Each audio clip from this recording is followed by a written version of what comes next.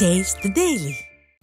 கோவை, திருப்பூர், ஈரோடு மாவட்ட விவசாய மக்கள் பயன்படக்கூடிய வகையில் அதிமுக ஆட்சியில் புரட்சித் தமிழர் எடப்பாடி கே பழனிசாமி கொண்டு வந்த அத்திக்கடவு அவிநாசி திட்டத்தை திமுக ஆட்சியில் நிறைவேற்றுவார்களா என அதிமுக முன்னாள் அமைச்சரும் சட்டமன்ற உறுப்பினருமான எஸ்பி வேலுமணி சட்டப்பேரவையில் கேள்வி எழுப்பியுள்ளார்.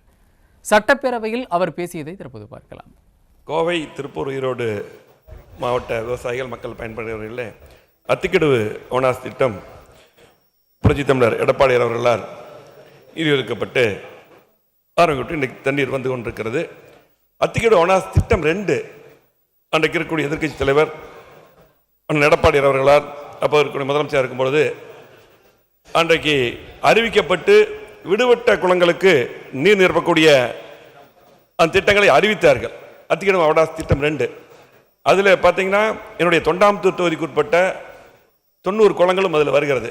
ஆகவே அந்த திட்டம் அதுக்கு பின்னால் நிதி ஒதுக்கப்படாமல் அப்படியே இருக்கிறது. அதை உடனடியாக எடுத்து அந்த திட்டங்களை நிறைவேற்றி கோவை மாவட்ட மக்கள் பயன்பெறுகின்ற வரையிலே அந்த திட்டத்தை நிறைவேற்றுவார் என்று மாண்பு பேரவைத் தலைவர் அமைச்சர்